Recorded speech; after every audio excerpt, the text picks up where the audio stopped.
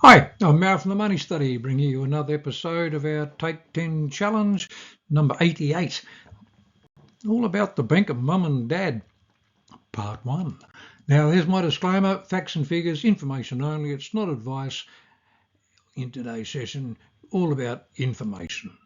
Okay, the bank of mum and dad, boy oh boy, this has been in the news a lot, and there's certainly becoming more pressure here for mums and dads in theory to do something. Why? Well, it looks like if our children are trying to get into the property market, exceedingly difficult for them, obviously, with high house prices.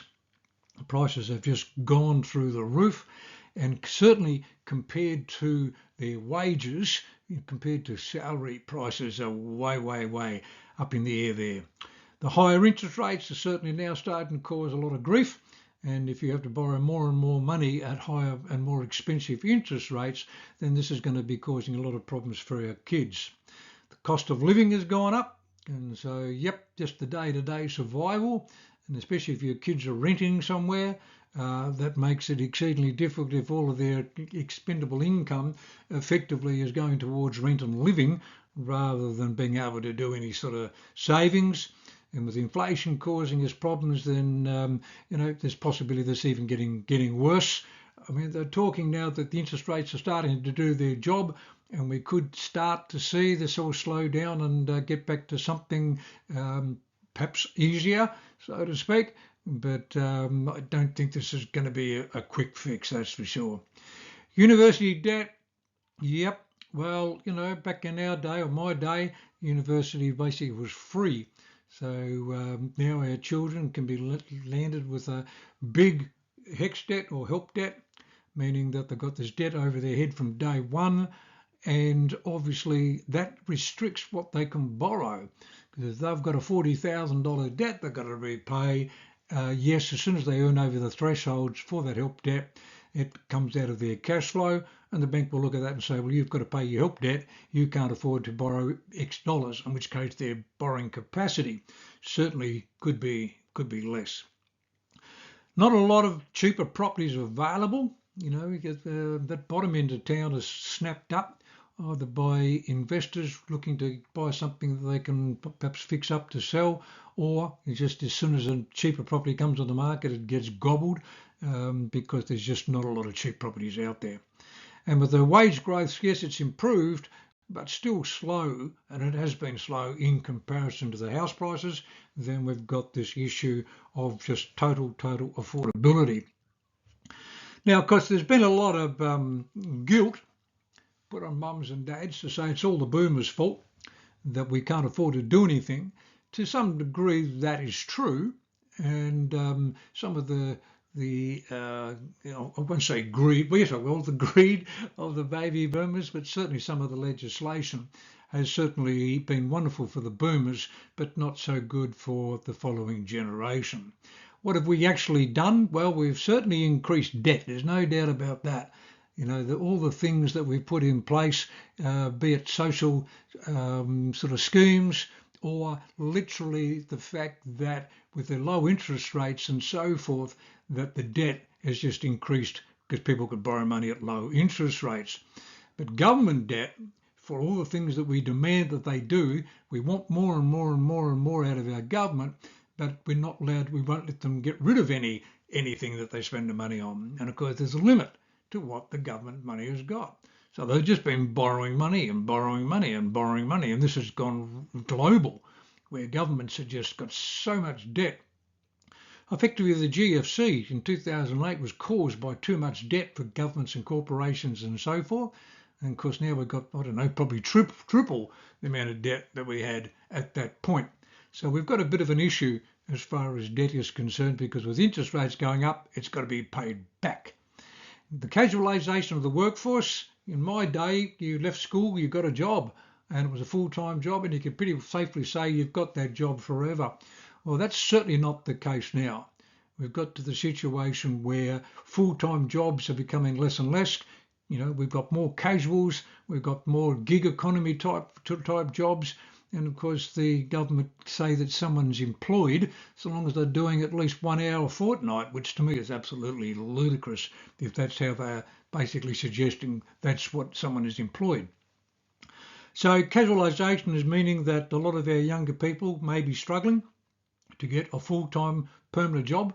And if you don't have a full-time permanent job, very difficult to go to a bank to get a loan because if there's no consistency there of income. House size has gone up. Literally a 3-beddie with a bathroom was pretty standard back in the 60s and so forth, 70s. But now, if you don't have an ensuite or at least 2 bathrooms and, double garage and so it goes on a big block of land, then you're really, in theory, missing out. And, every new house built, these ones that are effectively, they call them, the McMansions, numerous bathrooms, different, multiple living areas, big decks, a whole kit and caboodle. House sizes have increases. Land size might have come down, but the house certainly takes up a big chunk of that. And of course, if we all get used to bigger house sizes, then we've got to get used to bigger house prices. So we need to talk to our kids here a bit about the expectation of what is reasonable. I used to be a mortgage broker years ago, and I remember a young couple coming in to see me, and they wanted to buy this house for their first house, and it was a 4-bedroom, 2 bathrooms, double garage, beautiful view, reasonably new property, virtually had everything you needed. In theory, the bank would lend them the money, but it was going to put them right on the edge. Like it was, if anything went wrong, they were going to be in a pickle. And yet, by trying to temper their expectations, they were sort of looking at me like I was, some grumpy old fella, which probably I was.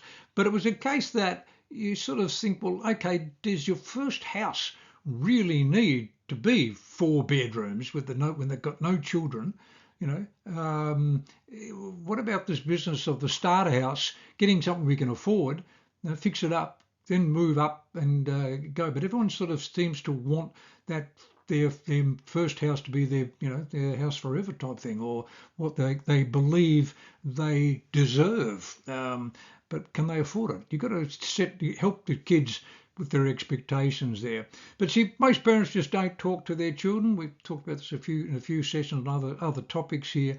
But parents don't really sit down and discuss this with your children.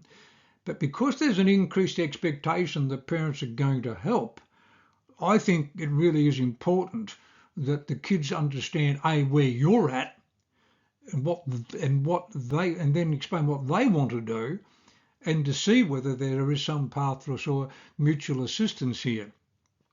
And I'm going to go through the next few sessions. This is part 1 of this mum and dad business, because to me the pressure that I'm seeing on parents has become quite extraordinary.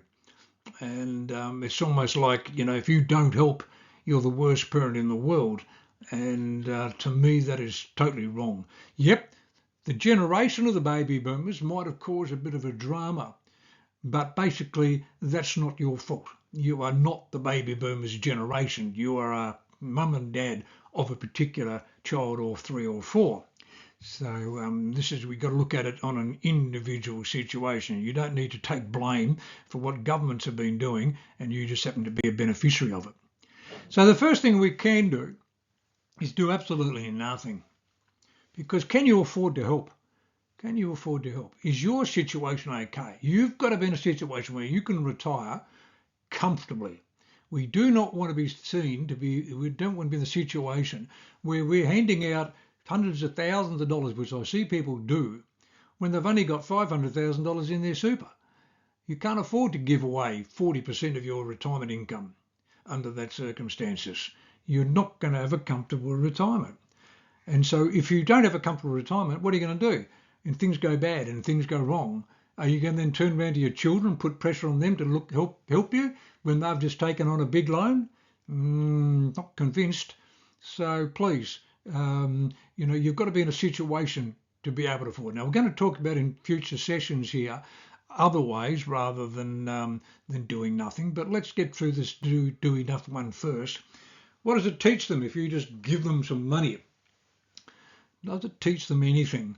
It teaches them that mum and dad might be generous. Will they appreciate how generous you are for you to give up a big chunk of your retirement benefit, that you've worked hard all your life for? You've already paid a fortune to get them through to adulthood, to get them through to this point. Do you still need to keep on paying for them once they are adults themselves? What point are they adults being responsible for their own situation? And just by giving them money does it mean that you actually have taught them anything about money? Have you taught them anything about money? We had a session there a few days ago about renting versus buying. And have you really sat down? Have they really analysed? Do they understand all the ramifications about buying? Can they afford to do it? Can they afford to do it?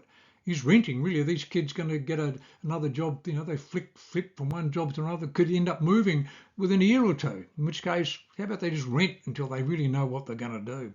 And of course, if they're in a relationship, how stable is the relationship?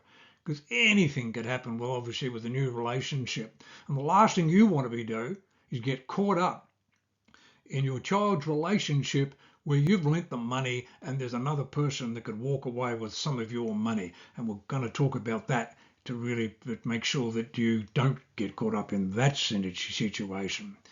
But it is, how realistic is they could actually afford the house, even if you do help them out. You can help them out and get into it, but have you really just helped them out to get into a situation they're going to put them into a problem? And because the biggest problem is if you've got 3 kids, whatever you do for one, in theory, you're going to do for the next 2. Could you actually afford to help 3 children out? The kids are all different. One might need more help than the other. But then again, if you're helping a child that hasn't got much money, are you actually rewarding bad behaviour?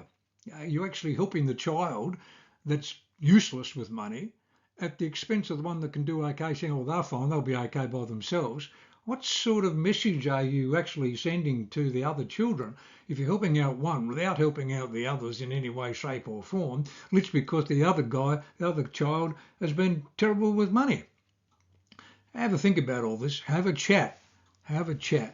And of course, if you want to talk to us and bounce a few ideas around and look at your situation, what impact you helping them would do, please come and have a chat and we'll run through it, all the situation involved. Talk to you on another session.